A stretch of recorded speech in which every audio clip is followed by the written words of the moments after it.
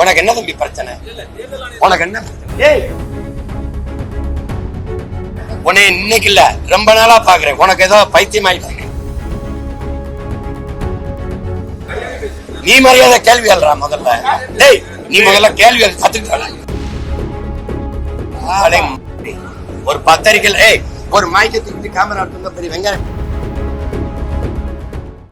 SIR கொண்டு வரும்போது மம்தா எதிர்த்து செயல்படுத்த முடியாதுன்னு மக்களை திரட்டி போராடுது, பேரணி போகுது. எஸ்ஐஆர் தமிழ்நாட்டுல செயல்படுத்துற கட்சி ஆட்சியா இருக்கு. விஎல்ஓ பூத் லெவல் ஆபீசரை போட்டது யாரு? அங்கன்வாடியில வேலை செய்யறவங்களையும் சத்துணவுல வேலை செய்யற அம்மாவையும் இந்த ஹெல்த் லேபர் கொசு மருந்து அடிக்கிற இந்த ஆஸ்பத்திரியில வேலை செய்யறவங்களையும் அது பூத் லெவல் ஆபீசரா போட்டு போய் கணக்கெடுன்னு அனுப்புன ஆள் யாரு? திமுக தானே. உனக்கு என்ன தம்பி பிரச்சனை? உனக்கு என்ன தேர்தல் ஆணையம்? ஏய், அரசு சொல்றத தேர்தல் ஆணையம் தேர்தல் ஆணையம்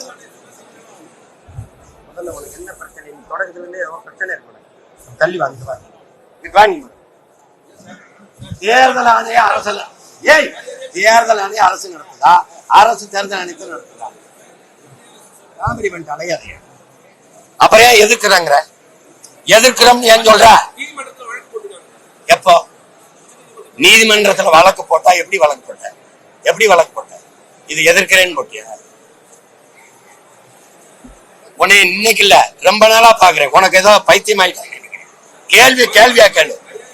நீ மரியாதை கேள்வி எழுறா முதல்ல. டேய், நீ முதல்ல கேள்வி கத்துக்கிட்ட. போடா. ஒரு பத்திரிக்கை ஒரு மைக்கை தூக்கி கேமரா பெரிய வெங்காயம் மாடா நீ மொகரை போடாங்க.